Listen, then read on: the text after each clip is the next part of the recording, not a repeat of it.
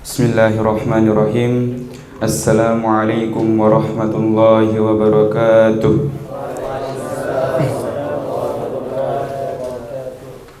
Alhamdulillahi rabbil alamin. Alhamdulillahillazi faddala bani Adam bil ilmi wal amal ala jami'il alam. Wassalatu wassalamu ala asrafil anbiya'i wal mursalin Sayyidina Muhammadin wa alihi wa ashabihi wa man tabi'ahum bi ihsani ila yaumiddin. Amma ba'du. Puji syukur kita sampaikan kepada Allah Subhanahu wa taala dengan ucapan alhamdulillah yang telah memberikan kita kesehatan sehingga kita bisa berkumpul pada sore Ahad ini di Rumah Quran Musyawarah pada kajian Sirah Sahabat bersama Al-Mukarram Al-Ustadz Ahmad Ridwan LCMA. Kedua kalinya selawat beserta salam kita haturkan kepada junjungan alam Nabi besar Muhammad bin Abdullah dengan ucapan Allahumma salli wa sallim wa barik ala Sayyidina Muhammad wa ala ali Sayyidina Muhammad. Alhamdulillah telah hadir gurunda yang kami cintai karena Allah, Al-Mukarram Al-Ustadz Ahmad Ridwan LCMA. Kami berdoa semoga Allah selalu memberikan kesehatan kepada Ustadz zahir maupun batin, dipanjangkan umur sehingga bisa terus membimbing kami di dunia ini, dan semoga segala urusan Ustadz diperlancar oleh Allah Subhanahu wa taala. Langsung saja untuk mempersingkat waktu, marilah kita sama-sama perhatikan dan dengarkan kajian Sirah Sahabat yang akan dibawakan oleh Al-Mukarram Al-Ustadz Ahmad Ridwan LCMA. Kepada beliau kami haturkan.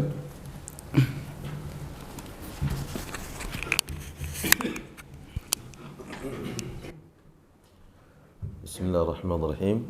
Assalamualaikum warahmatullahi wabarakatuh.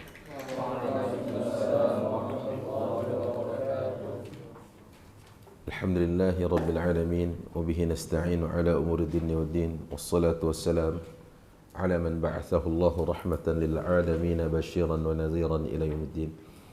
Amma ba'du, syukur alhamdulillah atas izin Allah kembali kita bisa bermajlis, bermuajahah dalam suasana yang baik, yaitu talabul ilmi. Salat dan salam semoga selalu dan senantiasa Allah limpahkan, Allah curahkan untuk Nabi kita Muhammad sallallahu alaihi wasallam, keluarga beliau, sahabat dan tentu umat beliau yang istiqamah dalam mengamal sunnahnya. Kaifa amsaytum? Muntaziril ajal. Baik. Alhamdulillah masih dalam suasana hari kemerdekaan ya, yang baru beberapa hari saja, dan ini menjadi semangat bagi kita bangsa Indonesia khususnya, bahwa kemerdekaan itu adalah memang hak setiap bangsa ya. Maka penjajahan di atas muka bumi harus dihapuskan ya. Dan kita tahu bahwasanya orang yang merdeka itu seperti yang dikatakan oleh Umar Mukhtar, beliau adalah seorang mujahid yang mempertahankan Islam di Libya pada saat gempuran atau serangan dari Italia saat itu.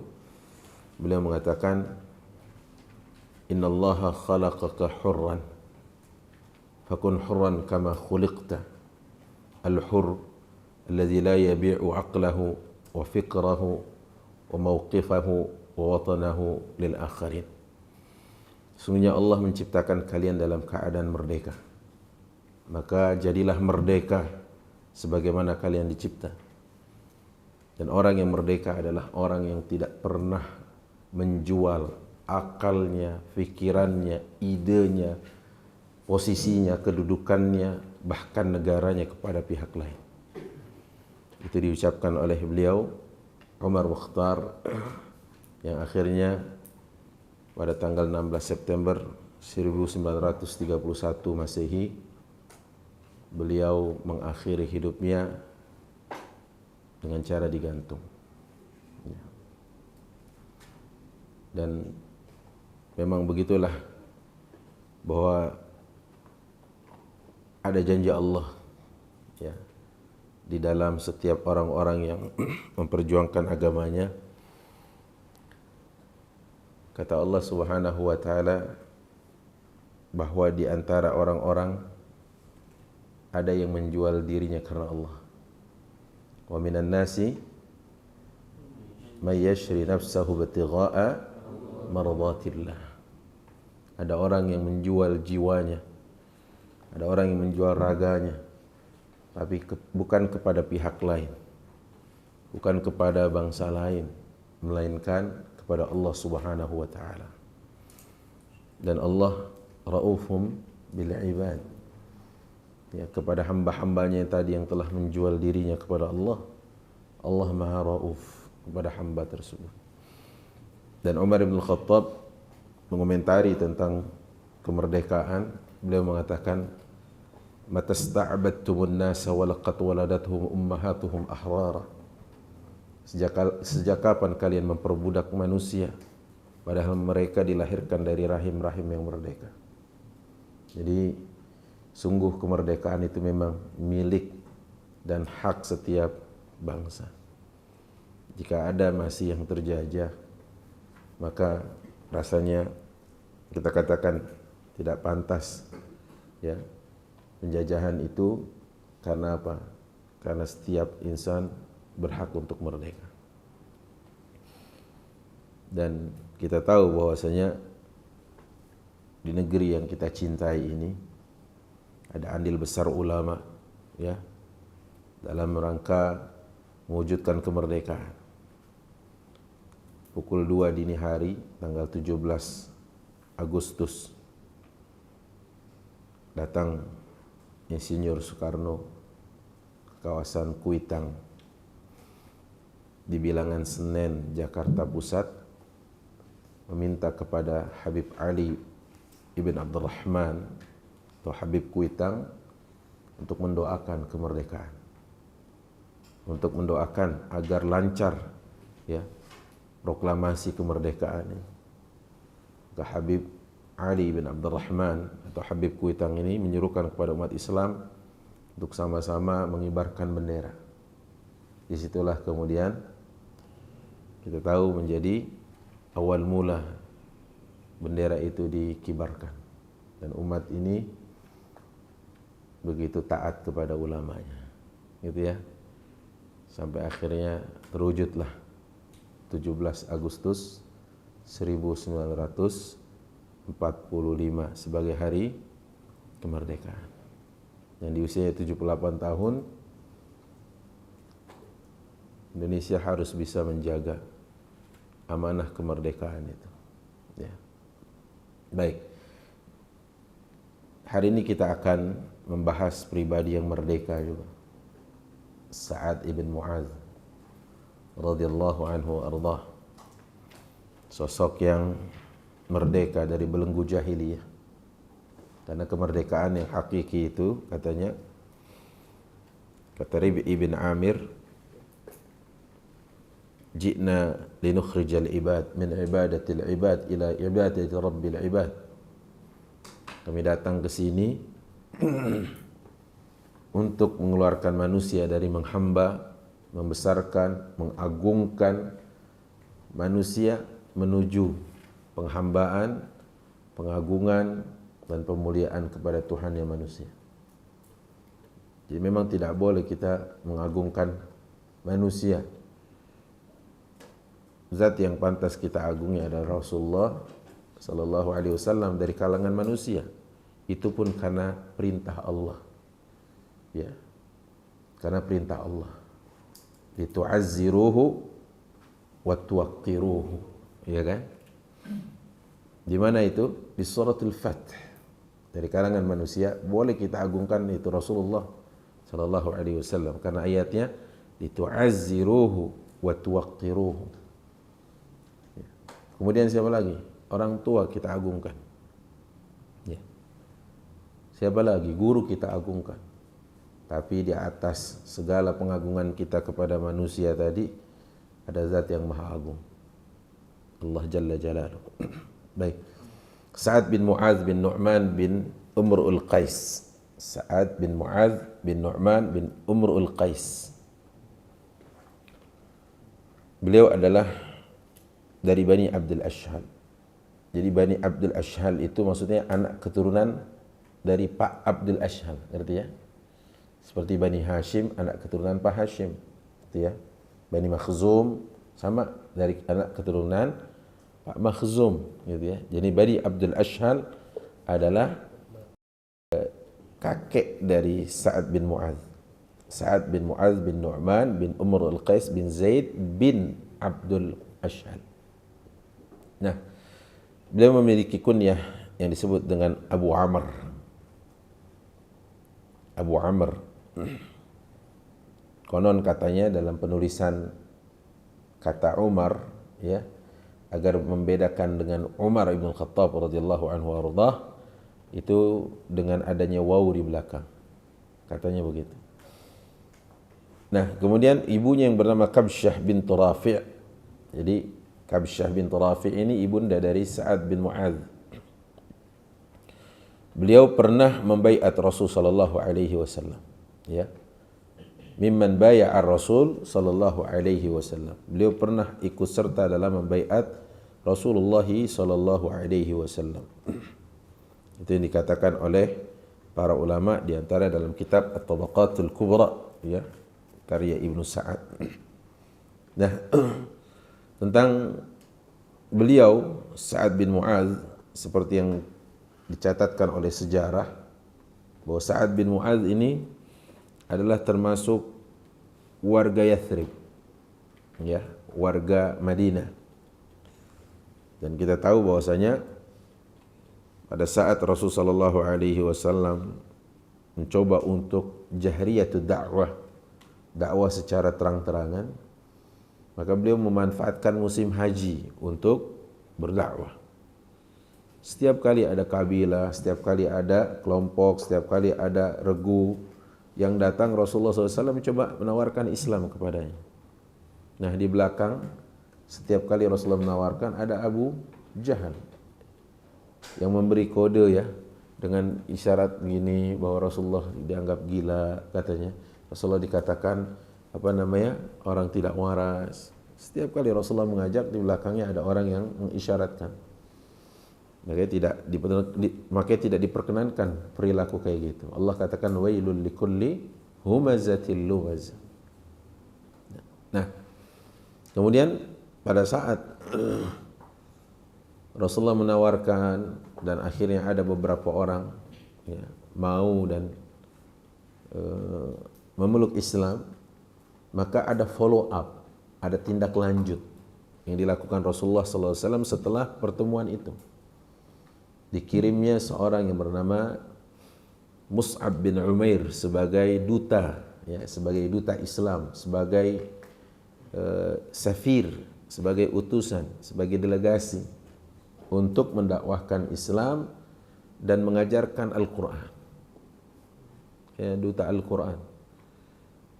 Dan jangan-jangan para masyaikh yang ada di Madinah hari ini itu adalah murid kesekian puluhnya dari siapa?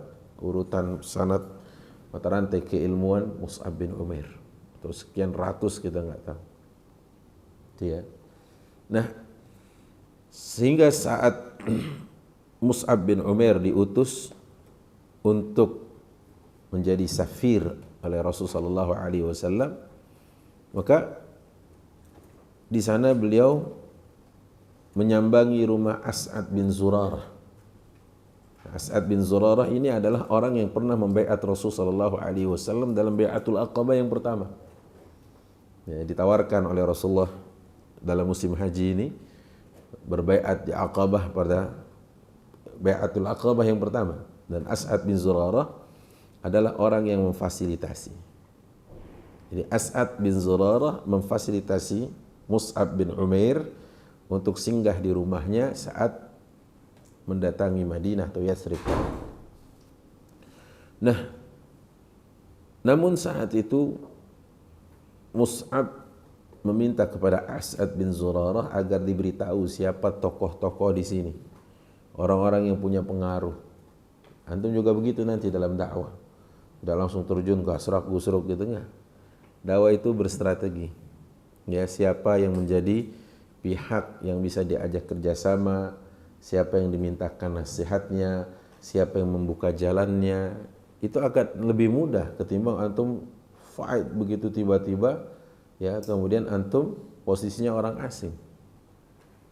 Dan jangan menyalahartikan dalil bada al-islamu ghariban wa sayaudu kama bada fatuba lil ghuraba.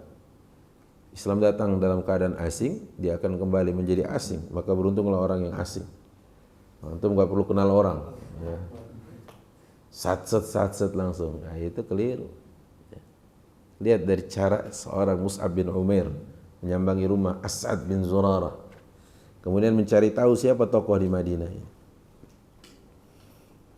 Nah, begitu diketahui, ya, maka dua nama inilah keluar.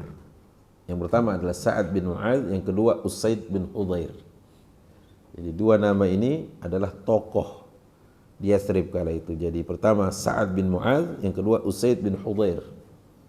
Itu tokoh yang menjadi sentral bagi orang-orang di sana kala itu, dan omongan mereka sangat didengar. Tahu akan sepak terjang dan kedatangan Mus'ab bin Umair ke rumah As'ad bin Zurarah, maka Sa'ad bin Mu'adz berkata kepada siapa tadi? Usaid bin Hudhair. Jadi ini banyak menghafal nama-nama, ya. Jadi tahu akan sepak terjang mereka, maksudnya mereka itu adalah Mus'ab dan As'ad bin Zurarah. Antum sudah minum air mineral? Harus fokus nih. Tahu sepak terjang Mus'ab dan As'ad bin Zurarah, maka Sa'ad bin Mu'adz berkata kepada Usaid bin Hudhair. Apa katanya? Idhab ilaihima wanzur fi amrihima. Wahai Usaid, pergilah engkau pada dua orang ini dan lihat apa yang mereka perbuat. Ya. Lihat, perhatikan apa yang mereka perbuat.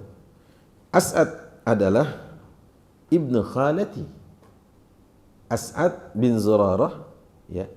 Dikatakan di sini bahwasanya dia anak dari bibiku dari jalur ibu. Maksudnya apa? Sepupu, gitu, ya. Karena kan khalah beda dengan ammah. Kemudian walau kana ghairu dzalika la nadartu ana fi amri. Kalau untuk melakukan pengintaian sebaiknya orang yang tidak dikenal. Kalau ana kenal, ana sepupuan sama dia. Kemudian wa akhadha Usaid hirbatahu wa tawajjaha ilaihima. Ya, orang dulu tuh bawa pedang, bawa golok tuh biasa, ya, bawa panah, bawa tombak tuh biasa. Dan jangan jauh-jauh masanya, di kampung kita sekarang masih ada yang begitu, ya. Kalau mau ke sawah, mau ke ladang, mau ke, ya kan, kebun, bawa kan? Bawa enggak? Ini bawa. Tapi sekarang beda, tambah handphone sekarang bawa, ya. Golok bawa tapi handphone juga bawa, gitu. Sekarang bawa handphone. Gitu. Nah, kemudian akhirnya apa? Dia minta untuk bertemu dengan Mus'ab. Ya. Dia coba ketemu dengan Mus'ab dan Mus'ab pun mempersilahkan dia duduk. Saat duduk, Mus'ab memperdengarkan ayat yang dibacanya kepada siapa tadi? Usaid bin Hudhair. Jadi Usaid ini nanti masuk Islam. Dan Usaid ini yang meriwayatkan sebuah dalil bahwasanya saat dia membaca Al-Quran itu kudanya meringkik, bunyi dan berkeliling-keliling di kandangnya. Dia takut kudanya ini nanti menerjang dan menginjak anaknya, maksudnya anaknya Usaid bin Hudhair. Tapi setiap kali dia berhenti baca Al-Quran, kuda itu tenang. Dia baca lagi, kuda itu muter lagi. Katanya begitu dia keluar, dia lihat ke langit, ada cahaya putih, ya, dari ketinggian itu, yang dia tanyakan kepada Rasulullah SAW bahwa itu adalah malaikat yang turun ke rumah Usaid pada saat pembacaan Al-Quran. InsyaAllah. Ya, kalau antum lagi baca ini mungkin ada sinar ke atas gitu, ya. Ya, kita nggak tahu. Mungkin masyarakat sini melihat, ya, tapi antum nggak sadar, ya kan, gitu. Mungkin antum harus punya deteksi. Cara deteksinya mungkin apa, pelihara kuda. Karena Usaid bin Hudhair ya, dia punya kuda. Gitu. Dan ringkasnya, fa aslama ma'ahu. Masuk Islam dia lewat tangan Mus'ab bin Umair. Masya Allah. Ya tadinya pengen memata-matai, pengen cari tahu gerak-geriknya, ya kan? Ternyata Al-Quran ini ya, kawan. Dengan Quran saja dia sudah masuk Islam, gitu. Dibacakan saja. Dan Anda pernah mengalami hal itu pada saat sudah Anda ceritakan, ada orang yang bolak-balik bilang interupsi. Waktu itu Anda menjadi dewan pembina mu'allaf. Pada saat kajian tentang al-iman bil kutub, iman kepada kitab-kitab, orang ini hadir padahal dia belum syahadat. Tapi dalam kesempatan itu dia interupsi terus, dia bilang, udahlah Quran itu kitab kuno, kitab padang pasir, bukan, katanya, bolak-balik. Lama-lama Anda terganggu juga. Anda bilang sama bapak-bapak, ibu-ibu yang di situ, mohon untuk tidak keluar, tetap di sini, saya mau adeni orang ini. Anda bilang. Dan saat itu Anda bilang, Bapak sudah, interupsinya sudah. Anda setel itu surah Ar-Rahman, dan dia akhirnya meneteskan air mata. Begitu meneteskan air mata, Anda tanya, Bapak hafal? Terus Bapak pernah baca? Atau tahu artinya? Kenapa nangis? Dia bilang, bergetar dada saya. Anda bilang, tilkal hidayah, itu hidayah Allah. Jemput dia. Mungkin saja kalau dia tidak diambil, dia akan pergi lagi. Dan ba'da asar Anda bimbing dia syahadat. Ya, gitu. Jadi Al-Quran aja, Al-Quran. Ya kan? Dia nggak pernah baca, nggak tahu artinya, hafal juga enggak, ya. Terus dibacakan, itu pun bukan Anda yang baca. Yang baca Syekh Thaha Al-Junaid. Anda tinggal buka aja YouTube. Iya, Anda cuma klik aja, modal kuota aja. Ini langsung apa? Luluh, Masya Allah. Jangan main-main dengan Al-Quran. Ya, wa anzalna hadzal Qur'ana 'ala jabal la ra'aitahu khashi'an mutasaddian min khasyatillah. Tilkal amsalu nadribuha lin-nasi la'allahum yatafakkarun. Baik. Kemudian ada ila Sa'ad. Usaid kembali ke Sa'ad karena dia yang mengutusnya tadi kan, Sa'ad bin Mu'adz. Wa qad taghayyara wajhuhu. Tapi mukanya udah berubah. Selalu ini kayak gitu. Utbah juga datang ke Rasulullah. Katanya Utbah ini adalah juru runding. Ya, kalau setiap kali dia merunding pasti menang dia. Datang ke rumah Rasulullah, dia tawarkan. Dia katanya, wahai Muhammad, jika engkau pengen menjadi orang yang paling dihormati, kami jadikan engkau sawadna, kami jadikan engkau pimpinan kami. Jika engkau pengen perempuan, kami carikan yang lebih cantik atau yang paling cantik sini. Kalau kau ingin harta, jama'na lakal amwal, gitu ya. Kata Rasulullah, sudah. Dibacain surah Fussilat, ya. Selesai dari situ kayak orang kena sihir. Pas ditanya, Utbah, innaha la halawah wa innaha la talawah. Dia kayak kena sihir gitu ya. Utbah, saharaka Muhammad. Dia kena sihir sama Muhammad sampai ditampar begitu. Innaha la halawah. Dia ulangi lagi. Wa ma huwa biqaulil bashar. Dia bukan ucapan manusia. Sampai akhirnya udah ditampar bolak-balik ya. Baru. Lantas apa? Dia bukan sihir. Kalau sihir, mantra-mantranya kami tahu. Dan dia bukan syair. Kalau syair, antum pernah belajar bahasa Indonesia kan ya?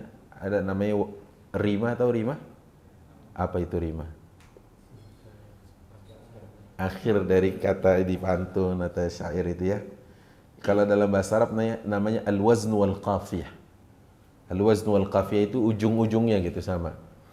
Gitu ya. Maka dia bilang, dia bukan syair. Kalau syair, kami tahu wazn wal qafiyah, rimanya kami tahu. Terus apa dong? Kok dia bisa mencerai-beraikan suami dengan istri, anak dengan orang tuanya? Termenung sejenak, datang lagi hasad dan dengkinya. Ya udah bilang aja sihir. Tadi dia bilang innaha la halawah wa innaha la talawah. Sekarang setelah dia didesak terus, akhirnya ya udah bilang aja sihir. Gak jelas kan? Ya gitu. Nah, setelah berubah mukanya, salahu an amrihi faqal, kallamta ar-rajulaini wa ma ra'aita bihima ba'san. Ya.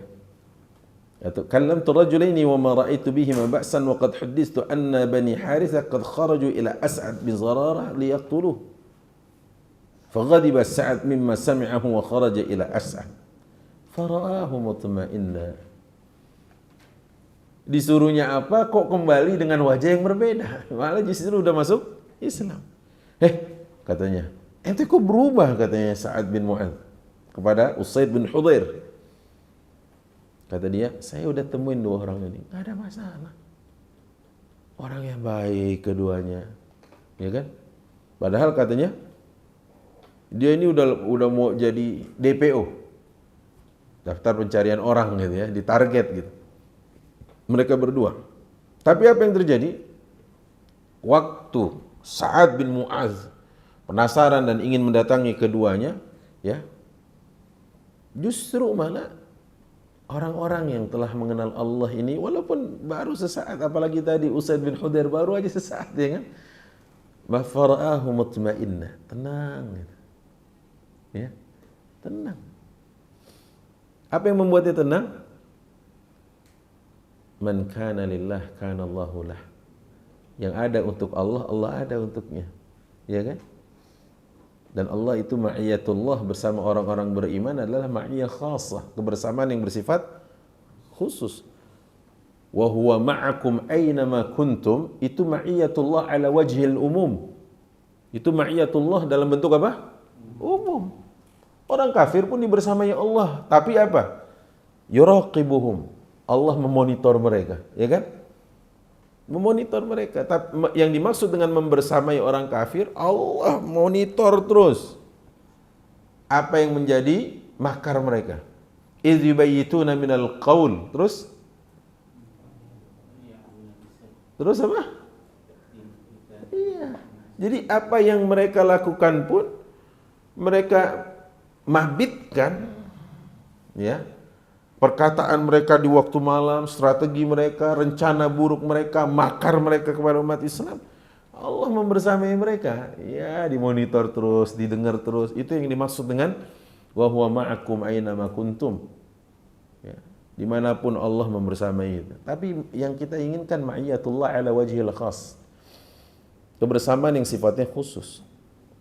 Dan kalau sudah kebersamaan dalam sifat yang sikap apa yang karakter yang khusus tadi itu adalah seperti yang dikatakan fakuntu sam'ahu alladhi yasma'u bih wa basarahu alladhi yubsiru bih wa yadahu alladhi yabtishu biha wa rijlahu alladhi yamshi 'alaiha. Itu kebersamaan yang sifatnya khusus, ya kan?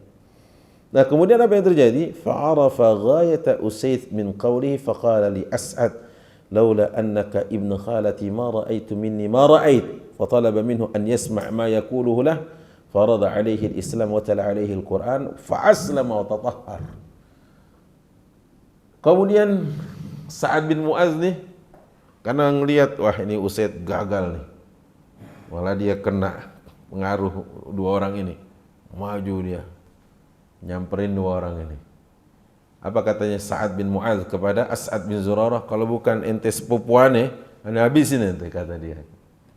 Tokoh ini jagoannya, memang jagoannya di Yathrib kali itu. Tapi kata As'ad bin Zurarah, tenang dong, duduk dulu, tenang, selau ya, santai aja dulu. Akhirnya apa? Fa'arada alaihi al-Islam, ditawarkan Islam, diajarkan Islam, wa talal Quran, dan dibacakan Al-Quran. Akhirnya apa yang terjadi? Fa aslamu wa tatahhar. Insyaallah masuk Islam dan dia langsung bersuci. Bagaimana caranya saya untuk masuk Islam ini? Mandi katanya, bersuci dia. Allahu Akbar. Lagi-lagi tentang Al-Quran. Jangan main-main sama Al-Quran, ya. Innal ladzi farada 'alaika al-Quran la radduka ila ma'ad. Jangan main-main sama Al-Quran. Betulan, ya. Al-Quran kalau sudah dibacakan, ya, itu membuat orang-orang kafir itu tanpa sadar langsung sujud. Begitu ditanya, amantum billah? Kalian beriman? La, nadzkuru alihatana. Enggak, kami cuma keingetan berhala kami aja katanya. Ya. Kemudian apa yang terjadi? Sekarang giliran Sa'ad. Wa ada ila Sa'ad wa qad taghayyara wajhuhu. Ya, sekarang Sa'ad kembali. Wa ada ila Usaid wa qad taghayyara wajhuhu. Sekarang menemui Usaid, wajahnya udah berubah lagi. Dan apa katanya? Wa Sa'ad sayyidu qaumihi min Bani Abdul Ashhal. Dan Sa'ad bin Mu'adz adalah tokohnya dari Bani Abdul Ashhal. Dan dia bersumpah seraya berkata, wallahi la yukallimuni ahadun hatta taghruba syams hadha al-yawm illa wa qad syahida an la ilaha illallah wa anna Muhammadar Rasulullah. Coba satu kampung ditantangin ikhwan. Demi Allah, sambil nunjuk lagi ya. Jangan ada dari antum semua di sini yang ngajak aneh bicara sampai matahari hari ini tenggelam kecuali dia syahadat dulu. Satu kampung ditantang sama dia. Antum ada yang berani gitu? Nah, digebukin gak kira-kira? Kata dia, wallahi la yukallimuni ahadun. Jangan sampai ada di antara antum satu pun ngajak ana bicara hatta taghruba syamsu hadzal yaum, sampai terbenam matahari hari ini, illa waqad syahida an la ilaha illallah, kecuali dia sudah syahadat dulu. Wa fi'lan, dan ternyata benar. Tidak tenggelam matahari hari itu kecuali satu kampung Bani Abdul Ashhal masuk Islam. Jadi nggak main-main ini keimanan nih. Dan nggak perlu waktu lama kan? Baru aja syahadat ala yadi As'ad bin Zurarah, lewat tangan As'ad bin Zurarah dan Mus'ab bin Umair. Ternyata dia sudah langsung dakwah satu kampung. Coba antum 2 tahun di RGM. Ya, begitu kembali, aduh, kata ayah, kata bunda, keluar atuh kak, keluar atuh bang, keluar atuh ini, malu, izin katanya, malu katanya, terus nyompot, tahu nyompot gak? Antum tahu nyompot gak? Kalau bahasa orang Betawi nyompot tuh di pojokan, itu nyompot namanya. Ya jangan, saatnya tampil. Kenapa? Ahlul batil menyuarakan kebatilannya dengan penuh keberanian dan rasa pede yang tinggi. Masa ahlul haq takut? Masa ahlul haq minggir aja kayak udang? Enggak. Udang tuh kalau di sungai minggir aja ikhwan. Nggak berani dia ke tengah. Jangan. Tunjukkan ya. Tunjukkan. Walaupun jangan sampai offside. Ya. Maksudnya apa offside? Ya, melampaui dari apa yang menjadi kepatutan dan kepantasan kita untuk tampil. Itu nggak boleh, karena antum tidak melewati babaknya nanti. Padahal kan antum masih anggur, masa udah mau jadi kismis saja ya. Ya, kun inaban qabla an takun zabiban. Jadilah anggur sebelum kau jadi kismis. Jadi tahu diri intinya. Rahimallahu mra'an arafa qadra nafsihi. Allah merahmati seseorang yang tahu kadar dirinya. Ya udah, kalau bisa yang ngimamin aja. Bisa ngomong 1-2 ayat, 1-2 hadis, ya udah. Itu juga Masya Allah sudah sesuai dengan perintah Rasulullah, ballighu anni walau ayah. Dan jangan takalluf antum. Apa itu takalluf? Maksain diri. Kata Rasulullah, halakal mutanatti'un. Celakalah orang yang memaksakan diri, nggak usah. Taunya segitu ya udah. Nggak tahu nanti anak tanya guru anak gilang gitu. Ya kan? Jangan maksain diri. Ditanya, oh ya, oh itu maksudnya gini. Padahal ya, antum tidak punya ilmu di dalamnya ya. Malaka alaihi min sultan, nggak boleh. Baik. Kemudian bagaimana kedudukan beliau di tengah masyarakatnya? Al-makanah al-ijtima'iyyah wa rafahiyatil hayah. Kedudukan beliau dan kesejahteraan beliau dalam hidup ini itu penting. Jadi poinnya ada di sini.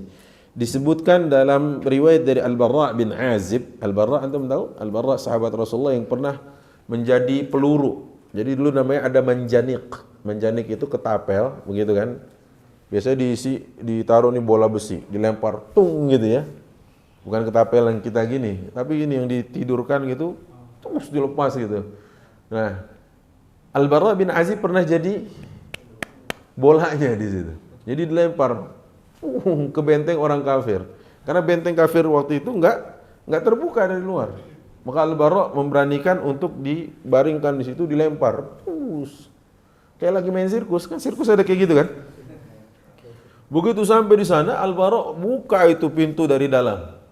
Tapi anak panah, tombak, pedang semua ada. Dibuka sama beliau. Radhiyallahu anhu Allah. Ya, insyaallah ya.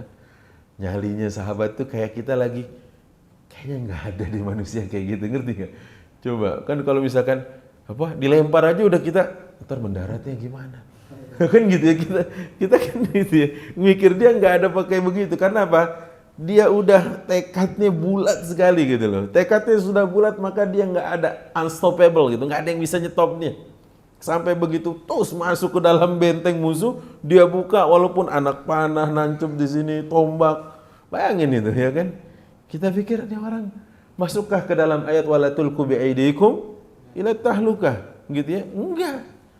Dia masuk ke dalam ayat innallaha ashtara minal mu'minina anfusahum wa amwalahum bi anna lahumul jannah yuqatiluna fi sabilillah fayaqtulun wa yuqtalun wa'dan 'alaihi haqqan fi at-taurati wal injili wal qur'an wa man awfa bi 'ahdihi min Allah fastabshiru bi bai'ikum alladhi bay'atum bih wa dzalika huwal fawzul 'azim. Itu kata Allah. Masuk ke ayat itu. Itu ya. Nah, apa katanya? Uhdiyat lin Nabi sallallahu alaihi wasallam khullatu harir. Satu ketika Rasulullah pernah diberi hadiah ya semacam gamis atau jubah dari sutra. Faja'ala ashabuhu yamussunaha wa ya'jabuna min liniha. Maka sahabat-sahabat merasa takjub dong, dipegang gitu saking lembutnya. Namanya juga sutra kan gitu. Pegang lagi. Kata Rasulullah, tajabuna min lini hadhihi.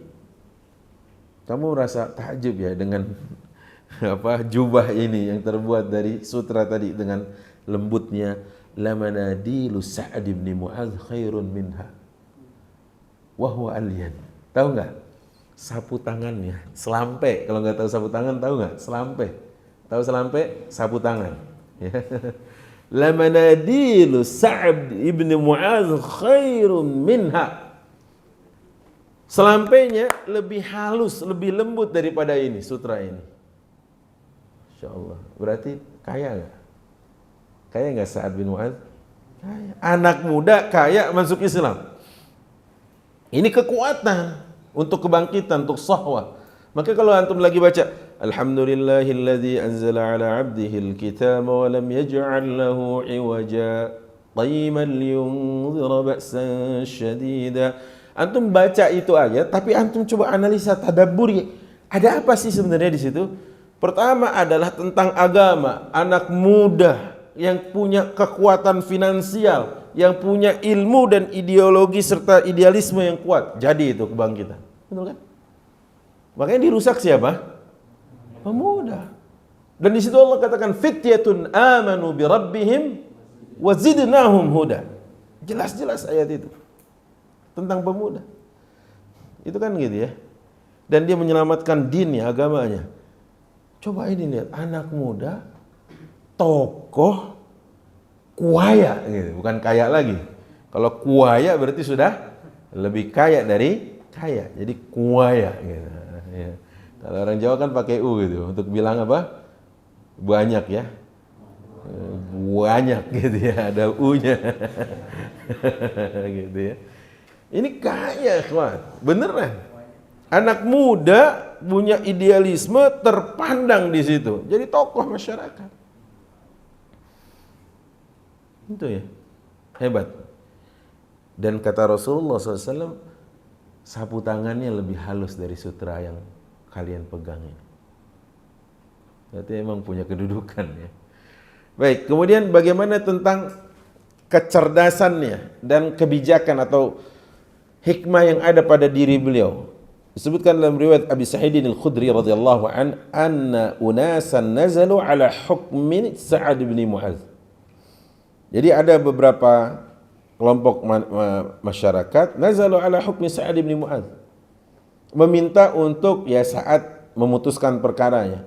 Farsala ilaihi faja'a ala himarin falamma balagha qariban minal masjid qala an-nabi sallallahu alaihi wasallam qumu ila khairikum aw sayyidikum.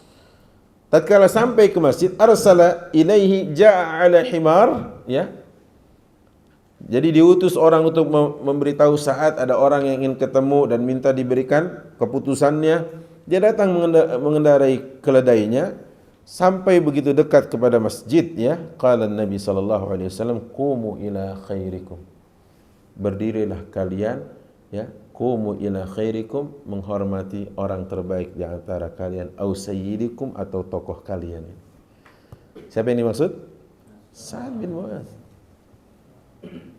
Faqala ya Sa'ad, inna haula'i nazalu ala hukmik. Wahai Sa'ad, mereka datang untuk meminta keputusanmu. Qala fa inni ahkumu fihim an tuqtal muqatilatuhum wa tusba darariyuhum. Qala hakamta bihukmillah au bihukmil malik. Wahai Sa'ad, mereka meminta keputusanmu. Maka apa yang kau putuskan untuk mereka? Apa kata Sa'ad? Keputusanku kepada mereka, kalau laki apa? Wong lanang. Wong lanang pateni kabeh. Apa itu artinya? Yang laki-laki sikat semuanya. Sikat semuanya. Yang perempuan jadikan budak. Apa kata Rasulullah? Hakamta bihukmillah atau hakamta bihukmil malik. Kau telah menetapkan seperti ketetapan Allah terhadap mereka, atau kau telah menetapkan sebuah putusan layaknya putusan seorang raja. Masya Allah. Lagian antum tahu nggak ceritanya kenapa Rasulullah bilang begitu dan saat akhirnya putusan gitu? Ini orang-orang ini dari Bani Quraidah. Pada saat perang Ahzab, orang-orang dari Bani Quraidah ini berkhianat. Dia berkhianat dengan memberi jalan kepada siapa? Orang-orang kufar dari Ghatafan 6.000 orang, dari musyrikin Makkah 4.000 orang. Kasih jalan nih, kalau kalian di border di sini ada parit, lewat sini. Merasa orang dalam gitu, ordal ya. Lewat sini aja. Oh, nggak bisa. Itu kan namanya naqdul ahad. Naqdul ahad itu artinya mereka telah mengkhianati perjanjian, betul kan? Maka hukuman dari al-ghadar ke pengkhianatan tadi adalah ya dihabisi. Tapi mereka bilang, wahai Muhammad, sebagaimana kau berikan kepada fulan ketetapan untuk meminta keputusan kepada jiwarnya, kepada tokohnya dan pada mitranya, aku juga pengen agar Sa'ad bin Mu'adz memutuskan kepada kami. Oh baik, gitu ya. Baik. Gimana? Menurut antum gimana Sa'ad bin Mu'adz? Pateni kabeh. Sikat semuanya. Sa'ad bin Mu'adz dalam keadaan berdarah nih lengannya. Karena apa? Karena pada saat perang Ahzab itu dia terkena anak panah yang menancap dan darahnya mengalir deras begitu ya. Dan dia pun sebenarnya dalam perawatan saat itu. Akhirnya karena arsala ilaihi Rasulullah SAW, ada orang yang diminta untuk menghadap kepada Sa'ad dan Sa'ad harus dibawa di hadapan mereka orang-orang ini. Maka apa yang terjadi? Sa'ad mengatakan demikian. Cerdas. Kenapa? Dia juga yang pernah mengatakan kepada Ghatafan begini, ya Rasulullah, kami tahu Ghatafan ini di masa jahiliyah dulu. Sebelum kami Islam, kami tahu bahwa tidak ada satu butir kurma pun yang kami makan dan mereka makan secara gratis. Akankah hari ini kau memberikan kepada mereka 2 tahun hasil dari perkebunan kurma di Madinah untuk mereka, Ahlul Ghatafan? La nu'tihim illa saif. Bermakna la nu'tihim illa saif, kami enggak akan kasih itu kepada mereka kecuali pedang ini. Ya Allah ya. Karena Rasulullah mencoba untuk memecah kekuatan. 10.000 itu kekuatan Masya Allah ya. Itu nggak pernah dihadapi Rasulullah, betul kan? Makanya meminta saran kepada sahabatnya. Akhirnya Salman memberi saran untuk diberikan parit Sehingga mereka yang berkuda tidak langsung mudah menerjang, melainkan harus turun dulu. Kalau sudah turun, gampang menghujaninya dengan anak panah. Maka Rasulullah memberikan sebuah cara dan strategi, melakukan sebuah perundingan, dalam tanda kutip, negosiasi dengan mereka, agar Ghatafan balik badan, balik kanan, dan tidak menyokong dan tidak mendukung kufar Quraisy Makkah. Karena jumlah Ghatafan 6.000 ya kawan. Cukup banyak. Dengan iming-iming kata Rasulullah, apa yang dijanjikan oleh kufar Quraisy Makkah kepada kalian? Kami dijanjikan 1 tahun free kurma.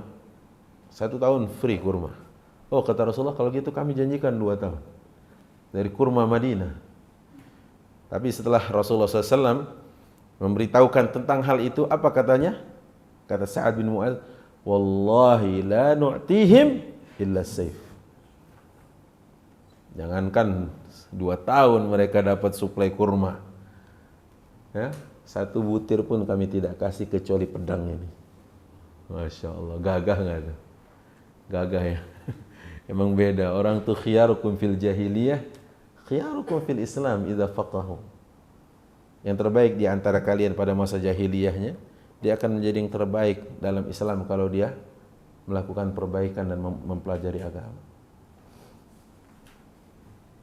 Jagoan nggak waktu masih jahiliyah? Jagoan. Begitu masuk Islam, tetap jagoan. Macan tetap macan, nggak berubah jadi kambing. Ini macan ikhwan, masih jahiliyah macan ini. Begitu masuk Islam, tetap macan. Gitu. Makanya Khalid kan tanya kan kemarin, bilang kan ke Rasulullah SAW, dia tanya, ya Rasulullah, bagaimana dengan orang yang terpandang dia sebagai panglima perang masa jahiliyahnya? Bagaimana kalau dia masuk Islam?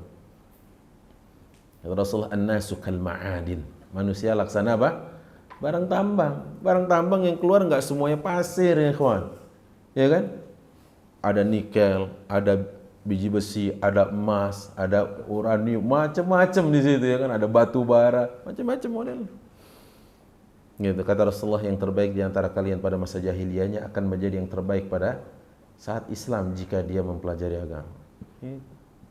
Bilang kepada mereka semua yang berhijrah, jika mereka dulu tokoh masyarakat, public figure, influencer, artis-artis, katakan kepada mereka, yang terbaik di antara antum, yang populer di antara antum pada masa jahiliyahnya, dia akan menjadi yang populer juga. Kalau apa? Mempelajari Islam dengan baik. Allah nggak menukar janjinya, betul kan? Bahkan bisa jadi kepopuleran itu menjadi alat lagi, senjata lagi dalam tanda kutip, menjadi alat wasilah untuk menggrab sebanyak mungkin orang agar mengikuti jejak langkah hijrah kita. Ya kan? Jadi jangan dimusuhi. Wah, neng udah nggak mau lagi ini. Ya nggak apa-apa. Antum nggak mau populer, silakan ke gunung, bertapa di gua sana, menghindar diri sana, ngangon kambing aja. Ya gitu. Enggak gitu. Umat harus didakwahi ya ikhwan. Jadikan apa yang menjadi senjata antum di masa jahiliyah dahulu dalam tanda kutip itu jadi sarana untuk antum menggait sebanyak mungkin orang ke jalan Allah. Apa kata Wahsy kemarin? Masih ingat? Lupa. Wahsy yang pernah menombak Hamzah, sudah disebutkan kan? Ya asa biki qataltu khairan nas wa biki qataltu syarran nas. Ya. Kepada tongkat atau tombaknya dia bilang, denganmu aku pernah membunuh manusia terbaik, dan denganmu juga aku pernah membunuh manusia terburuk. Betul kan? Hamzah pernah ditikam, sebagaimana Musailamah dihabisi dan dilumpuhkan. Ya, jadi bukan salah tombaknya kan? Betul nggak? Ini alat aja ya kawan. Makanya kalau ada orang kayak gitu, jangan langsung antum bilang ini, udahlah tinggalin itu, antum tutup semua sosmed antum itu. Ya. Jangan gitu juga. Siapa tahu dengan antum bersosmed, jadi orang terinspirasi, betul kan? Akhirnya mengikuti langkah hijrah antum, kenapa enggak? Betul ya? Baik, kemudian sifat Sa'ad bin Mu'adz disebutkan, sifat itu maksudnya karakternya. Beliau tinggi, kawan. Dan ini apa ini? Ini pundak atau bahu ya. Ardul mankibain. Ini lebar gitu. Dan gini. Ini lebar ya. Anda pernah lihat Khabib Nurmagomedov? Atau Islam Makachev? Pernah lihat? Mau gini. Waduh. Itu aridul mankibain. Ini lebar terus dadanya bidang. Kemudian beliau ini kulitnya putih memang, abyadul basyrah, husnul lihyah, jenggotnya rapi gitu. Qalat fihi Aisyah sampai berkata, salasatun minal ansar lam yakun ahadun ya'tadi alaihim fadlan kulluhum min bani Abdul Ashhal. Ada 3 orang dari Ansar, ini kata Aisyah, ada 3 orang dari kalangan Ansar yang tidak ada tandingnya. Dan semua 3 orang ini dari Bani Abdul Ashhal. Yang pertama Usaid bin Hudhair, yang kedua adalah Sa'ad bin Mu'adz, yang ketiga adalah Ibad bin Bishr. Ini Aisyah yang bertutur. Jadi 3 orang ini Usaid bin Hudhair, Sa'ad bin Mu'adz, Ibad bin Bishr. Masya Allah ya, sampai seperti itu. Dan Sa'ad begitu masuk Islam dan Rasulullah sampai di sana disebutkan atau waqad utusifa Sa'ad bidifa'ihi wa himayatihi an Rasulillah. Jadi sangat menjaga Rasulullah SAW dan sangat mengkafir Rasulullah SAW. Hina yasma'ul kafirina yasubbunahu. Tatkala beliau tahu Rasulullah itu dimaki, dibully, wah dijelek-jelek, dicemooh, wah nggak ada cerita sama beliau. Munasiran li Rasulillah sallallahu alaihi wasallam, syadidul mahabbah lahu wal khawfu alaihi mimma yadhurruh. Dan beliau sangat tinggi kecintaannya kepada Rasulullah dan paling tidak mau kekasihnya ini cacat, terluka, kena madarat. Ya Allah. Itu ya, sampai segitunya sahabat itu ya. Umar kan juga dulu gitu. Umar paling bengis dan paling benci gitu ya. Tapi begitu masuk Islam berubah. Memang betul ya kawan. Harusnya setelah hijrah berubah. Ada sosok yang sangat memusuhi dakwah, berubah. Jadi sangat mencintai dakwah dan bahkan sangat terpanggil untuk dakwah. Ya. Dulu mungkin dia sangat memusuhi orang-orang yang mengkaji agama, tapi setelah dia berhijrah, dia menjadi fasilitator. Masih ingat kisah seorang yang ditangkap oleh Muhammad bin Maslamah, diikat di tiang Masjid Nabawi, ya, namanya siapa? Sudah kita kaji. Thumamah, angkatan kedua udah pernah kaji. Thumamah bin Usal. Nanti antum klik ya, YouTube Ahmad Ridwan Thumamah. Thumamah bin Usal diikat kan di salah satu pilar Masjid Nabawi. Kata Rasulullah, siapa yang kalian ikat? Nggak tahu itu Rasulullah, kami ikat di tiang Masjid Nabawi. Kata Rasulullah, innahu Thumamah. Yang kalian ikat itu Thumamah. Tokohnya orang kafir dan dia adalah seorang pengusaha gandum, eksportir dan importir. Tapi Rasulullah perlakukan baik. Kata Rasulullah, ma bika ya Thumamah. Gimana kabarmu wahai Thumamah? Inni kama ra'ait, kata dia. Aneh seperti yang ente lihat. In taktul zadamin. Kalau kau bunuh saya, urusan panjang, katanya. Makanya masih mau kasih teror ke Rasulullah. Tapi kalau kau bebaskan saya, kau bebaskan orang yang tepat. Sudah ditanya ya begitu dong, besok begitu lagi. Ma bika ya Thumamah. Tapi kalau mau makan dikasih makan, mau ke toilet diizinkan. Gitu. Sampai 3 hari Rasulullah SAW tanya begitu. Rasulullah katakan kepada sahabatnya, atliqu Thumamah, bebaskan dia, bebaskan Thumamah. Begitu dibebaskan apa? Dia pergi ke sebuah, sekarang sih semuanya sudah jadi marmer ya, sebuah kebun kurma di samping Masjid Nabawi. Dia di situ ada sumur dan mandi di situ. Dia ternyata mandi junub, maksudnya mandi janabat, itu maksudnya mandi hadas besar untuk masuk Islam. Balik lagi ke Masjid Nabawi, asyhadu an la ilaha illallah wa annaka rasulullah. Cuma gitu. Dan dia katakan, ya Rasulullah. Tadi bilangnya ya Muhammad. Intaktul, ya Muhammad intaktul taktul zadamin, gitu kan? Sekarang dia bilang ya Rasulullah, berubah. Diksinya pun berubah. Jadi orang kalau sudah hijrah juga kata-katanya berubah. Pernah dengar Umar masuk Islam kan? Begitu dia bilang sama Jamil bin Ma'rur atau siapa lupa, Jamil kasih tahu sama orang Mekah ini masuk Islam. Ya ahla Makkah halumu, wahai penduduk Makkah semua kemari kumpul. Pokoknya kalau Jamil udah ngomong ini pasti berita penting. Itu yang lagi ngerjain apa tinggalin. Ini pasti berita penting. Karena nggak ada siaran ulang ya kan? Kalau ini kan ada di YouTube ya. Apa katanya? Ya'lamu anna Umar qad saba. Kasih tahu Umar, ketahuilah Umar sudah murtad dari agama leluhur kita.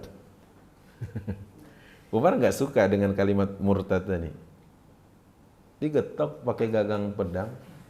Aduh, digetok kepalanya sama Umar. Laisa soba, kata Umar, bukannya murtad. Innani qad aslam. Bilang Umar masuk Islam. Ya ahla Makkah ya'lamu anna Umar qad aslam. Oh, baru ya. Jadi setelah masuk Islam, setelah berhijrah, lihat kata-kata diksinya juga tertata ikhwan. Ya, enggak sama kayak masuk jahiliyahnya, enggak. Sama seperti tadi Sumamah bin Usal. Tadinya bilang ya Muhammad, in taqtulani qatalta zadamin. Kalau kau bunuh saya kau berurusan panjang kata dia. Tapi begitu dia masuk Islam, habis dia syahadat, mandi hadas, dia katakan, ya Rasulullah. Oh, udah berubah. Ya Rasulullah, dia bilang, wallahi ma kana ala wajhil ardi wajhan abghadu ilayya min wajhik. Demi Allah, enggak ada satu muka di atas muka bumi ini yang lebih aku benci dari mukamu. Itu dulu tapi. Wa asbaha wajhuka ahabbal wujuh indi. Tapi sekarang wajahmu wajah yang paling aku cintai. Butuh berapa hari? 3 hari. Enggak 3 hari. Dari mulai dia syahadat butuh berapa hari maksudnya? Untuk berubah segalanya berapa hari? Enggak sampai 1 hari, enggak sampai 1 jam. Dari syahadat tadi langsung berbalik gitu. Dan dia katakan makana ala wajhil ard, dan tidak ada di atas muka bumi ini, kata dia, satu kota qaryatan abghadu min qaryatik. Enggak ada yang paling aku benci dari tempat kecuali tempatmu ini. Wa asbahat qaryatuka ahabbal qura indi. Tapi sekarang negerimu paling aku cintai. Madinah. Makanya orang kalau di Madinah bawaannya pengen buru-buru pulang, hati-hati. Ya, boleh dipertanyakan orang kalau di Madinah itu tenang ya. Nanti deh rasain ya, insyaallah. Sama ana boleh? Sama ana boleh enggak? Gitu. Itu Masya Allah tenang di Madinah, enak gitu. Emang benar. Dan dikatakan lagi, ya Rasulullah, inna naqataka taquduni ila Makkah. Wahai Rasulullah, untamu ngajakin saya umroh. Masya Allah. Baru banget syahadat langsung apa? Umroh. Antum udah berapa tahun usia keislamannya? Udah umroh? Usia keislaman berapa? 5 tahun. Dari akil balik 15 tahun. Kalau akil balik 10 tahun sudah 10 tahun. Ini baru masuk Islam. Dia bilang, ya Rasulullah, inna naqataka taquduni ila Makkah. Ya Rasulullah, untamu ngajakin saya ke Mekah untuk umroh. Masya Allah, sampai di sana di perbatasan dicegat sama orang-orang kafir Quraisy Makkah. Pukulin katanya. Wah, akhirnya diikat. Begitu diikat, ada yang kenal. Siapa yang ikat nih? Jangan sembarangan. Ini pengekspor gandum ke kita. Lepas. Katanya. Akhirnya dilepas. Begitu dilepas, dia tawaf. Dengan penuh ketenangan dia tawaf. Setelah itu dia bilang gini, wallahi, sambil ditunjuk muka mereka ini, wallahi la ya'tikum habbata hintatin illa an ya'zani Rasulullah sallallahu alaihi wasallam. Demi Allah, enggak akan ada satu butir gandum pun nyampe ke tempat kalian di Mekah ini kecuali Rasulullah SAW izinkan itu. Lihat kecintaan dan kepatuhannya sekarang. Akhirnya penduduk muka ngemis-ngemis, gara-gara ente sini tadi katanya gitu. Akhirnya nulis surat ke Rasulullah ya. Dan surat itu dibaca sama Rasulullah. Kata Rasulullah kepada Sumamah, udahlah Sumamah, berbelas kasihanlah kepada mereka. Oh baik kalau gitu. Karena kau sudah izinkan, aku teruskan. Kalau kau nggak izinkan, satu butir pun nggak, jangankan 1 ton, 1 butir nggak nyampe. Nggak ada itu, ya. Istilah infak beras nggak ada disuplai gitu ya. Apaan? Nggak ada cerita katanya. Jangankan berkarung-karung, 1 butir nggak nyampe ke sana. Masya Allah, hebat ya. Betapa Allah membolak-balikan hati seseorang. Sebelum Islam, bermusuhannya luar biasa. Sampai diikat 3 hari itu masih manggilnya ya Muhammad ya kan. Tapi Rasulullah masih tenang saja. Itu ya kawan, sama ini seperti Sa'ad bin Mu'adz tadi. Ya Allah ya. Baik, selanjutnya Sa'ad bin Mu'adz itu sangat cinta kepada Rasulullah, dan kemudian dalam riwayat dari dari beliau sendiri, beliau mengatakan syadidul ghirah ala zaujati, sangat pencemburu. Iya dong, laki-laki harus punya karakter dan sifat itu. Kalau istri dia apa-apain, ya nggak apa-apa, sok mangga we lah ya. Yang begitu tuh khinzir, atau khinzir, ya kan? Khinzir nggak ada pengaruh, nggak ada tersinggung, nggak ada kecemburuan, nggak. Apalagi Sa'ad bin Abi Waqqas. Ata'jabuna, kata Rasulullah, ata'jabuna min ghairati Sa'ad. Apakah kalian semua merasa heran dengan cemburunya Sa'ad? Dan sungguh ana aghyar minhu, aku lebih cemburu darinya. Dan wallahu aghyar minni, dan Allah lebih cemburu dariku. Ya enggak, sahabat tuh enggak ada cerita gitu. Jangan dekat-dekat, awas gitu ya. Ya dibatasi, apalagi sampai cipika-cipiki. Ya, istri cipika-cipiki sama laki-laki, ini apaan? Ya kan gitu. Enggak ada kecemburuan nih. Kalau nggak salah waktu itu Anda pernah dengar ada komunitas swinger namanya. Swinger itu bukan pada swing bibirnya. Bukan. Swinger itu maksudnya komunitas swing, yaitu bergantian. Tukaran pasangan. Jadi istrinya nih malam tidur sama temennya yang laki-laki, istri temennya tidur sama dia. Ini komunitas swinger. Semoga Allah nggak turunkan bala ya. Kayak gitu. Coba apain? Kayak gitu tuh apa maksudnya? Nggak ada ghirah, nggak ada kecemburuan, ya kan? Nggak ada kecemburuan itu. Baik. Kemudian apa sih amalan-amalan Sa'ad bin Mu'adz sampai akhirnya dia begitu layak untuk dikenang oleh sejarah, dan sore hari ini kita juga mengangkat topiknya gitu ya. Yang pertama tadi tentang keberaniannya, ya kan? Di mana dia menantang Bani Abdul Ashhal dan satu kampung masuk Islam. Dan itu bukan amal mudah ya ikhwan, betul kan? Dan yang kedua pada saat perang Badar, antum pernah dengar bagaimana Rasulullah SAW pernah berkata, "Asyiru alayya ayyuhal qaum." Wahai sahabatku, coba kasih masukan kepada aku, kata Rasulullah. Kepada Muhajirin Rasulullah tanya, kepada Ansar Rasulullah juga tanya. Dari kalangan Ansar yang menyikapi dan menjawab permintaan Rasulullah adalah Sa'ad bin Mu'adz.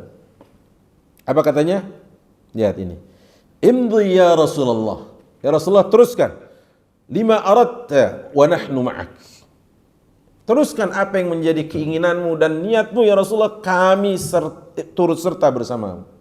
Walau khutta 'ardal bahr khadnahu ma'ak. Kendati engkau melintas, menyeberangi lautan, kami akan menyeberangi lautan itu sama engkau. Ma takhallafa minna ahad. Tidak ada satu pun dari kami yang balik badan, membelakangi dan kabur. Enggak ada. Pasti kami ikut. Wala'allallah yurika minna ma tuqirru bihi 'ainuk. Dan semoga Allah ya membuat hatimu dan pandanganmu tentram bersama kami. Masya Allah. Fasir ala barakatillah, teruskan ya, lakukan perjalanan dalam keberkahan dari Allah. Lihat keberanian yang luar biasa. Nggak ada yang ditanya gimana nih. Ya Rasul, kita cuma 313, mereka 1000. Ada baiknya sih kita mundur aja ya. Nggak begitu ya ikhwan.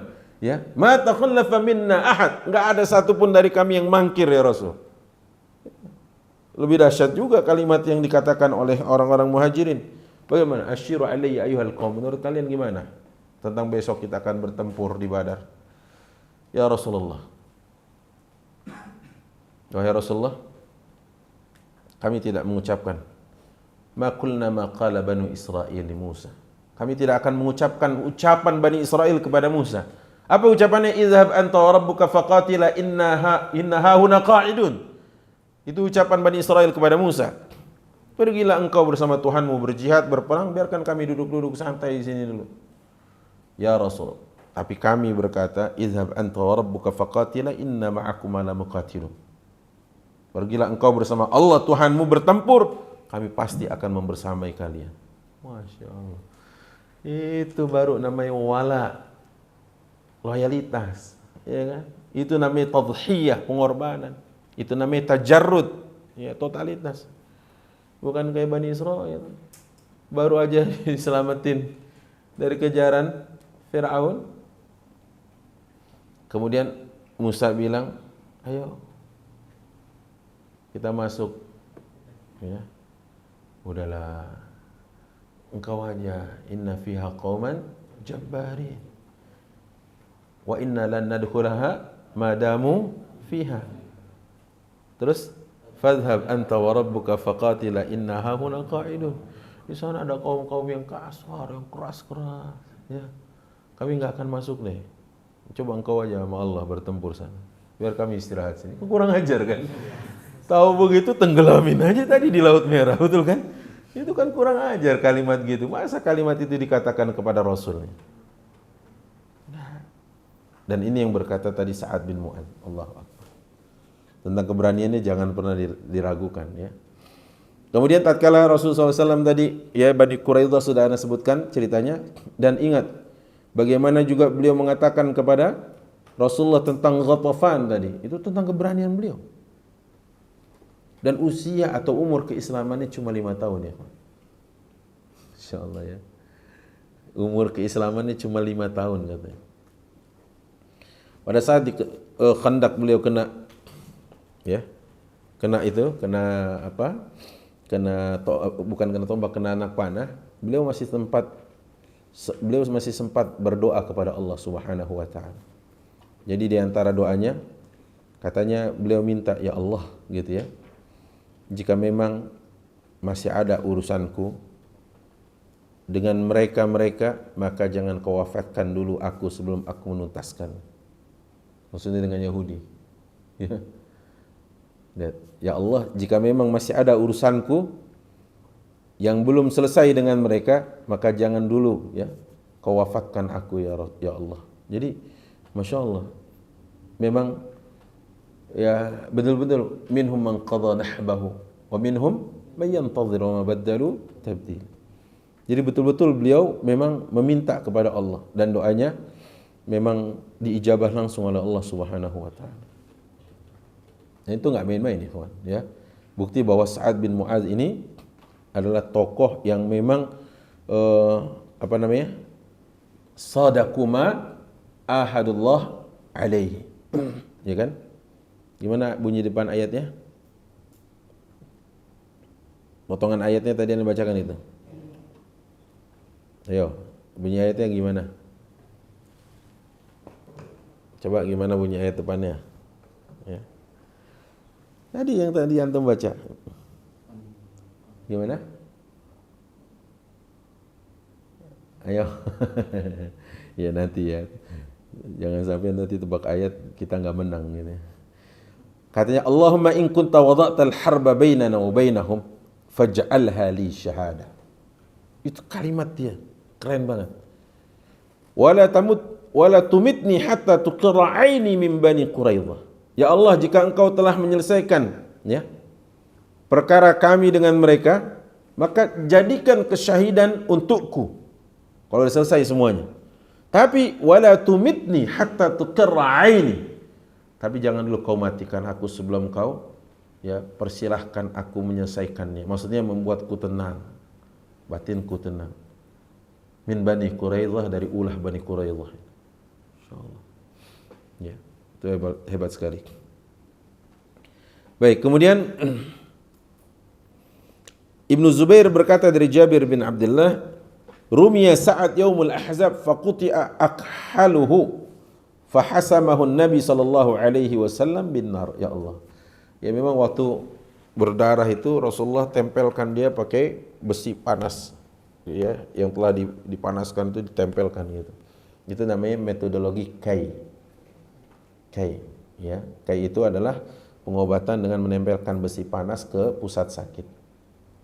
Ya.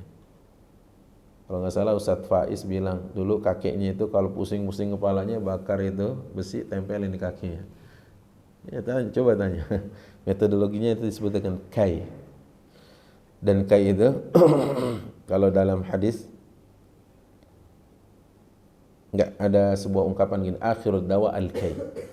Itu masal dalam dunia Arab, di bangsa Arab dikatakan obat paling akhir apa? Kai. Akhirud dawa al-kai, gitu ya. Udah paling habis tuh gitu ya. Udah enggak ada lagi dah akhirud dawa al-kai gitu. Nah, dalam riwayat dari Abdullah bin Abbas tentang kai disebutkan katanya Rasulullah SAW pada saat Mi'raj dikasih tahu jumlah manusia yang banyak sekali. Kemudian kata beliau, apakah ini umatku? Bukan. Kata Jibril, itu umatnya Musa. Tatkala dipalingkan wajahnya ke arah yang lebih banyak lagi, maka ini umatmu, kata Jibril.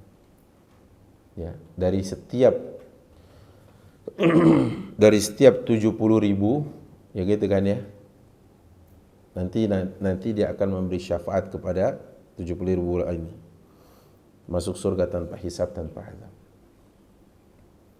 Kemudian Rasulullah mengatakan, mereka adalah orang yang humul ladzina la yarqun, yang tidak meruqyah, wala yastarqun, tidak minta diruqyah, wala yatatayyarun, tidak melakukan tatayyur, ya, wala yaktawun, dan tidak juga melakukan perbuatan kai. Wa ala rabbihim yatawakkalun, dan hanya kepada Rabbnya mereka bertawakal. Itu tadi yang anda ingin asyahid, ya. Titik tekannya tadi wala yaktawun, tidak melakukan tindakan kai. Nah, beliau pada saat terluka parah sama Rasulullah ditempelkan besi panas tadi, ya. Tapi apa? Disebutkan di sini bahwa dalam keadaan menetes deras darah itu nantinya sampai akhirnya beliau meninggal, ya. Meninggal benar-benar telah melaksanakan janjinya kepada Allah, ya, yaitu apa tadi? Allahumma in kunta wada'ta bainana wa bainahum, ya, faj'al li asy-syahadah. Tadi kan gitu. Ya Allah, jika kau masih sisakan, ya, jika kau telah hentikan peperangan kami dengan mereka, faj'alha li syahadah, ya, tapi wala tumitni hatta tuqra'aini min Bani Quraidah. Kan sudah selesai Bani Quraidah. Setelah dia apa? Putuskan untuk dibunuh tadi kan, yang laki-lakinya, terus anak-anak dan perempuan ditawan jadi budak. Setelah itu beliau wafat. Dan ada kisah di mana Masya Allah tabaraka rahman, pada saat beliau wafat, ya, disebutkan ihtazza arsyur rahman limauti Sa'ad bin Mu'adz, bergetar arsy-Nya Allah tatkala wafatnya Sa'ad bin Mu'adz. Insyaallah arsy-Nya itu, arsy-Nya Allah bergetar. Gimana kata Allah di dalam surah Al-Ma'arij, gimana? Surah Al-Ma'arij atau Al-Haqqah, tentang arsy-Nya Allah itu dipikul oleh 8 malaikat.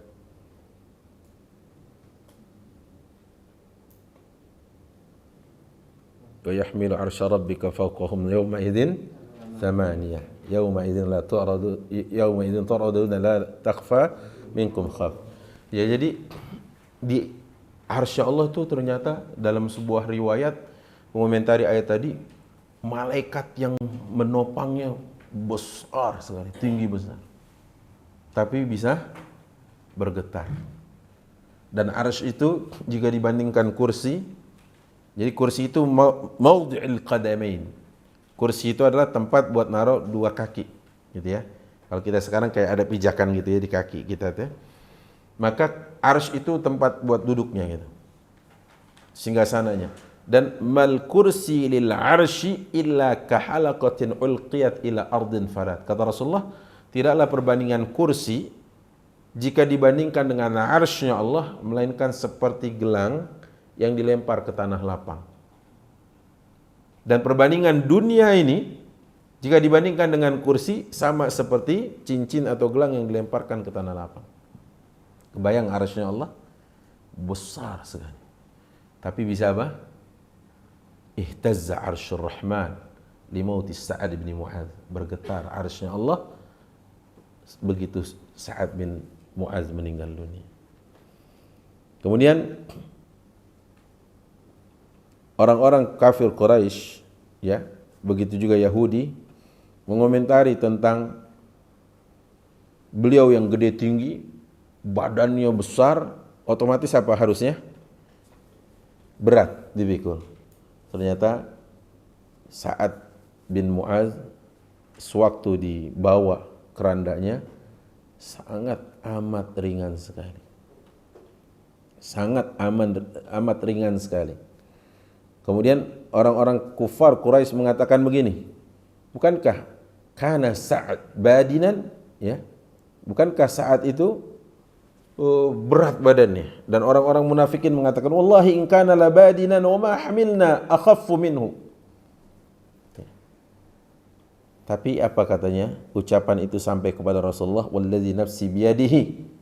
Demi zat yang jiwaku dalam genggamannya, kata Rasulullah, laqad istasyaratil malaika bi ruhi Sa'ad wahtazza lahul arsh.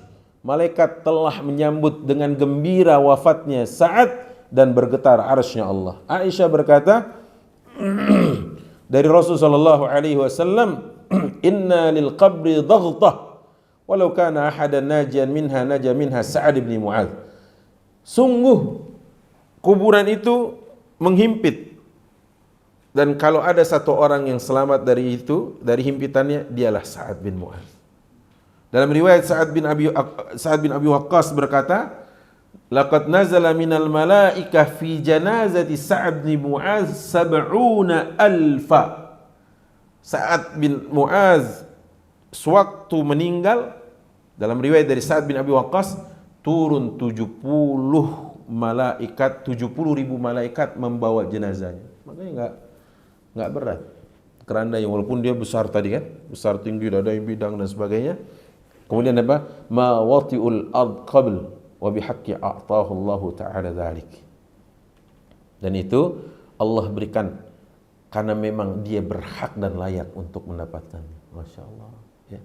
Mungkin karena keberaniannya membela Rasulullah, mungkin karena suratul istiqbal, mungkin cepat sekali dia menyambut Islam ini pada saat dibacakan oleh As'ad bin Zurarah ayat bersama Mus'ab bin Umair. Mungkin satu kampung masuk Islam, mungkin dia telah memutuskan Bani Quraidah dibunuh semuanya, mungkin dia yang berkata, jangankan 2 tahun, kurma itu 1 butir tidak ada yang kami berikan kecuali pedang ini. Mungkin, ya kan? Dan usia keislamannya cuma 5 tahun, ya ikhwan. Dan dia meninggal dalam keadaan tadi, ya, Allah ridha kepadanya, radhiyallahu anhu wa radhu'an. Allahu taala alam. Begitulah kisah seorang Sa'ad ibn Mu'adz. Tetapi dalam riwayat yang pernah ana baca, begitu dikuburkan, Rasulullah memperbanyak tasbih, tahmid, tahlil dan takbir. Sahabat bertanya, ya Rasulullah, mengapa engkau memperbanyak kalimat-kalimat ini? Kata Rasulullah SAW, aku memperbanyak, ya, kalimat-kalimat ini karena bumi tadi mencoba untuk menghimpit badannya. Tapi setelah aku memperbanyak bacaan ini, maka bumi pun akhirnya melapang kembali. Sungguh kita lebih layak untuk mendapatkannya daripada Sa'ad. Karena apa? Kita pendosa harus lebih banyak mendapatkan, ya, zikir-zikir terbaik. Sa'ad bin Mu'adz sudah membuat goncang, bergetar arsy-Nya Allah, turun 70.000 malaikat membawa jenazahnya.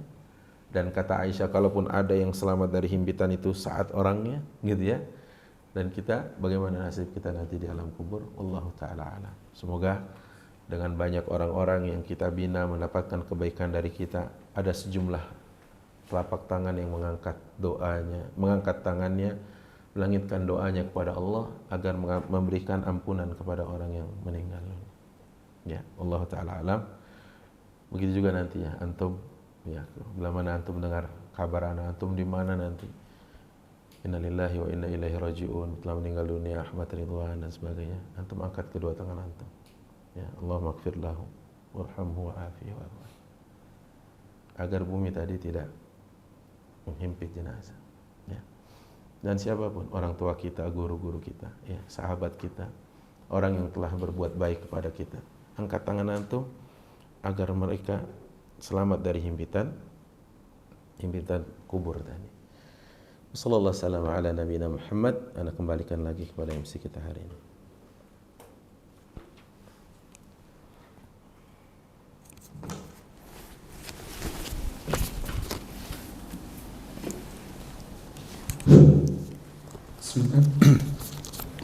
Alhamdulillah, terima kasih banyak kami ucapkan Ustaz, jazakallah khairan jaza. Alhamdulillah, banyak sekali pesan-pesan moral yang bisa kami jadikan sebagai pelajaran dari cerita kisah sahabat Rasulullah, yakni Sa'ad bin Mu'az. Minta doanya Ustaz, nanti kalau ada di antara kami yang jadi Menteri Agama atau Menteri Pendidikan, kami bisa memasukkan cerita-cerita sahabat ini ke dalam kurikulum pelajaran gitu Ustaz.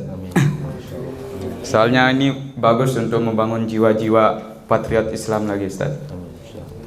Ya, kami lanjutkan ke sesi tanya jawab. Mungkin ada dari abang-abang atau teman-teman yang bertanya, kami silakan. Silakan, ada mungkin dari kisah sore hari ini Sa'ad bin Mu'az, atau sudah cukup ya? Ada, antum mau tanya apa?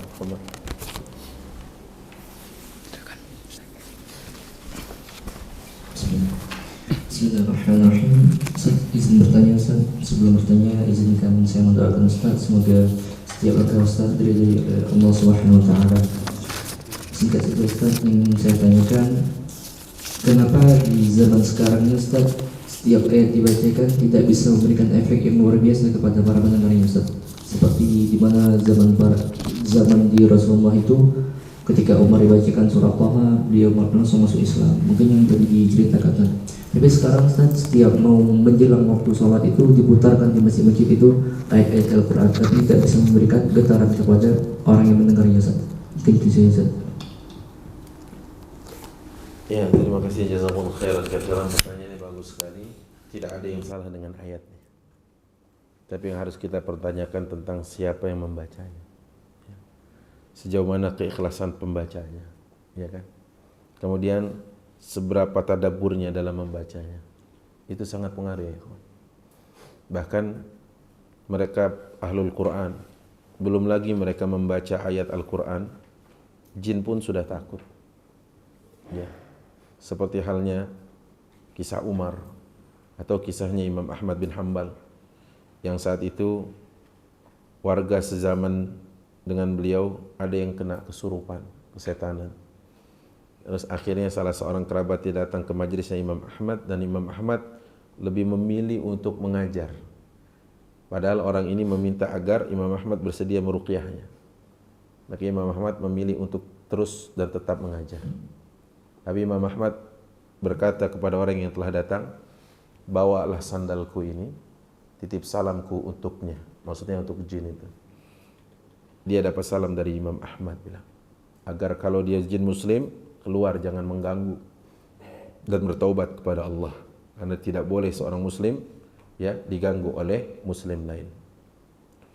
Yang kedua, kalau dia jin kafir, maka salam dari Imam Ahmad agar dia bersyahadat dan masuk Islam dan keluar untuk tidak mengganggu jasad itu. Jika tidak, maka sampaikan salam dari Imam Ahmad bahwa terompanya ini akan dihantamkan kepada dirinya.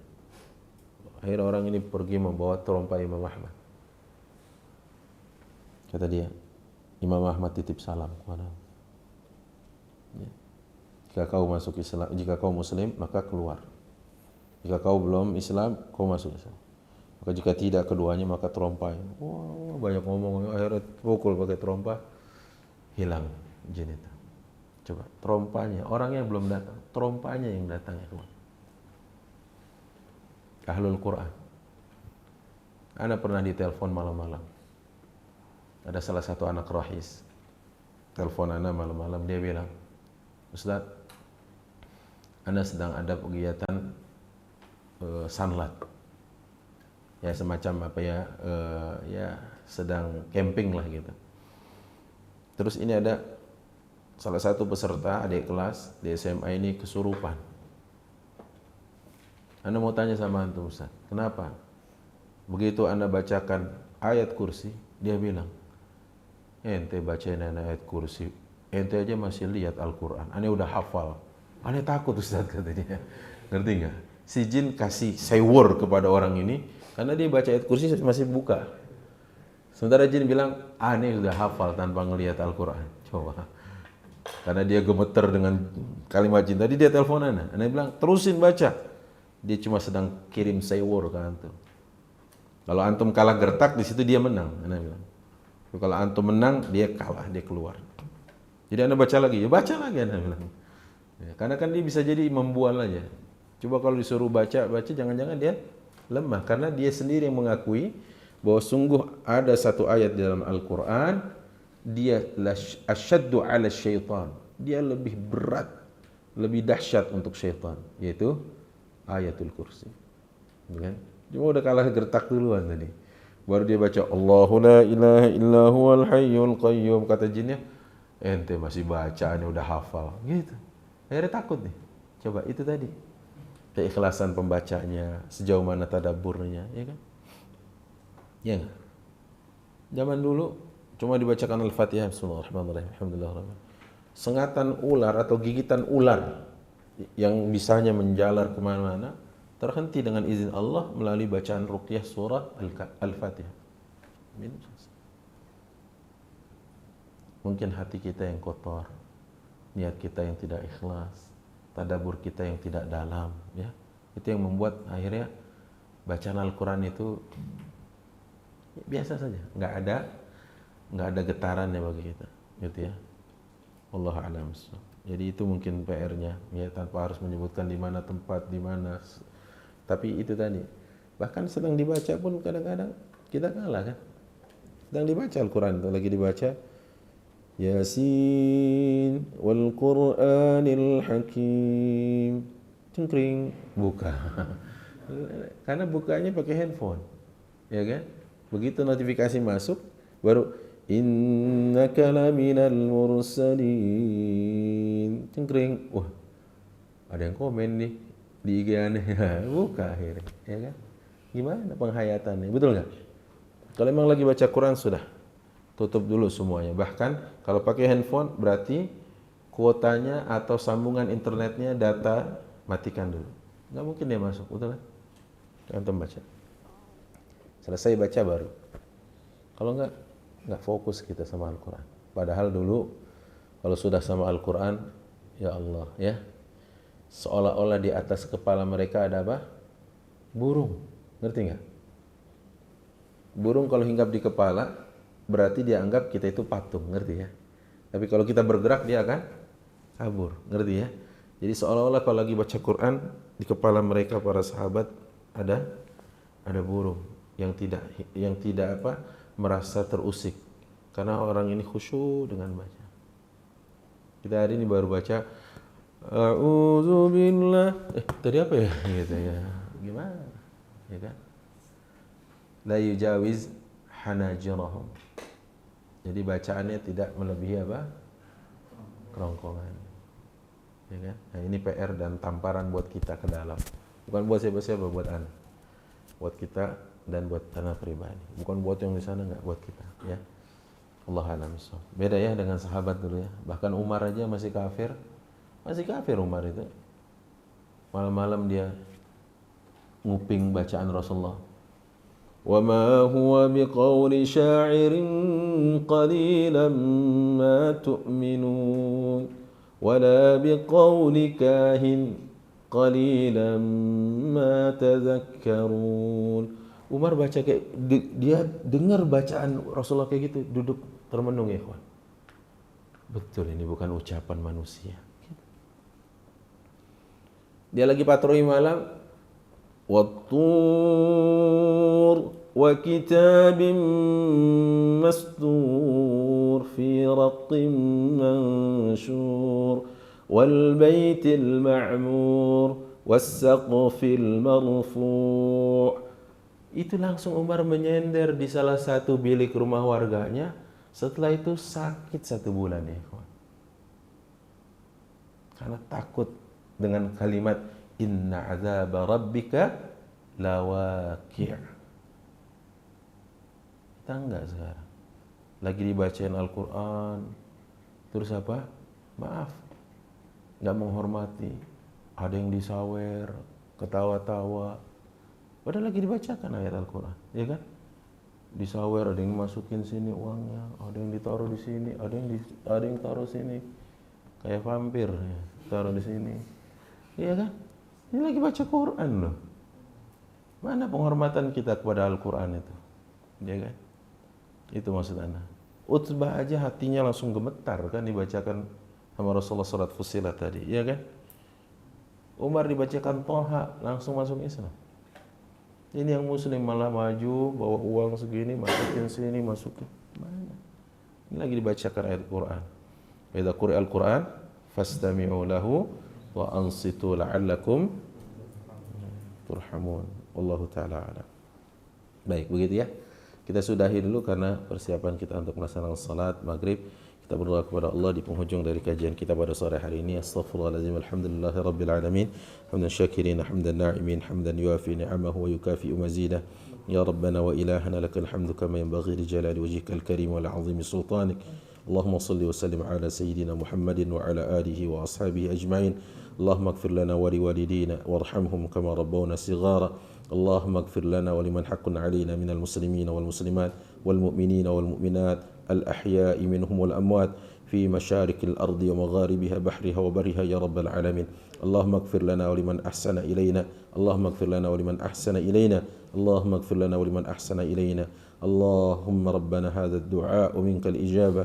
ربنا آتنا في الدنيا حسنة وفي الآخرة حسنة وقنا عذاب النار. وصلى الله وسلم على سيدنا محمد والحمد لله رب العالمين.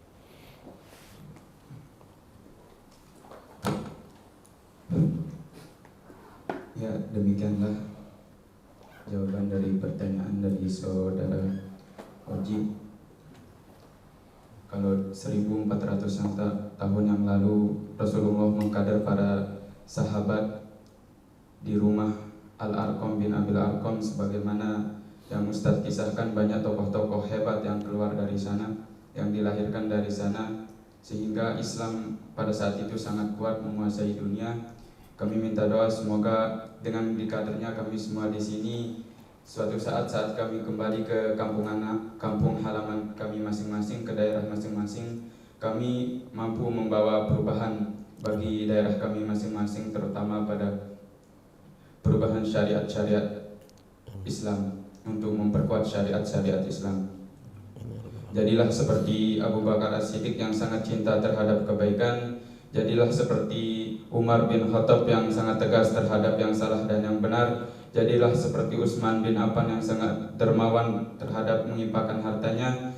Jadilah seperti Ali bin Abi Thalib yang sangat cinta terhadap ilmu pengetahuan. Dan jadilah seperti Bilal bin Rabah yang berjalan di bumi namun terompahnya terdengar di surganya Allah. Dan jadilah seperti Khalid bin Walid, seorang pemuda pemberani yang tidak pernah mencari musuh namun tidak pernah lari dari musuh.